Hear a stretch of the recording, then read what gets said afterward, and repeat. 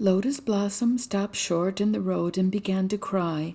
And when Lotus Blossom began to cry, Moonflower stopped too and remembered what she had been ordered to bring back, wind in a paper. Who could ever do such a thing?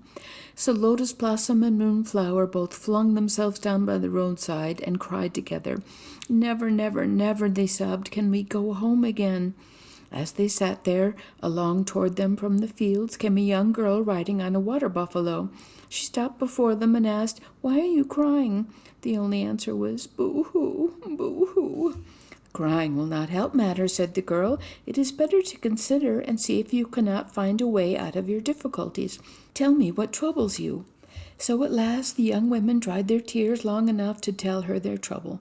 "Well," said the girl, "it is true you have been thoughtless and heedless, but if you are ready now to use your wits, we may still find a way out of the matter. Come home with me. We will put our heads together and see if we cannot think how to fulfill your mother-in-law's commands."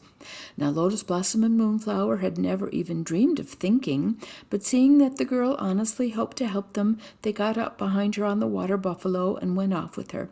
When they reached her father's house, they all sat down on the floor of the porch and began to consider. Soon the girl sprang to her feet and ran into the house. In a few moments she returned, and in her hand she held a paper lantern as round as the moon, and inside the lantern was a lighted candle. "Ah," cried Lotus Blossom, raising her hand joyously toward the lantern, "there you have it, the very thing for me to take back to my honored mother-in-law, fire wrapped in a paper." But Moonflower was still frowning. She had thought of no way whereby she could fulfill her mother-in-law's command. So the hostess sat down between them again and thought for a time longer. Then she rose once more, went into the house, and returned with a beautifully painted fan. "Take this and wave it back and forth," she cried to Moonflower. The young wife did as she was told, and behold, the paper carried wind against her face. "Wind in a paper!" cried Moonflower in astonishment. "Now I too may return to my home."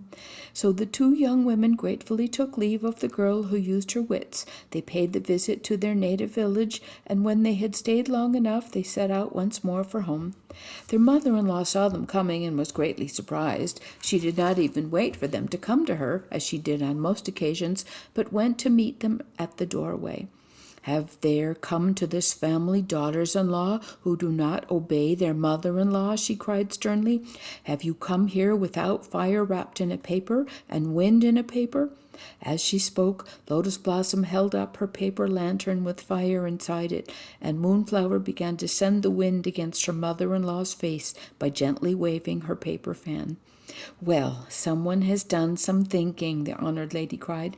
"Come into the house and serve me with tea." As they all sipped their tea from the blue china dishes on the red lacquer table, the lantern swung gaily above their heads, and they cooled themselves with the paper fan.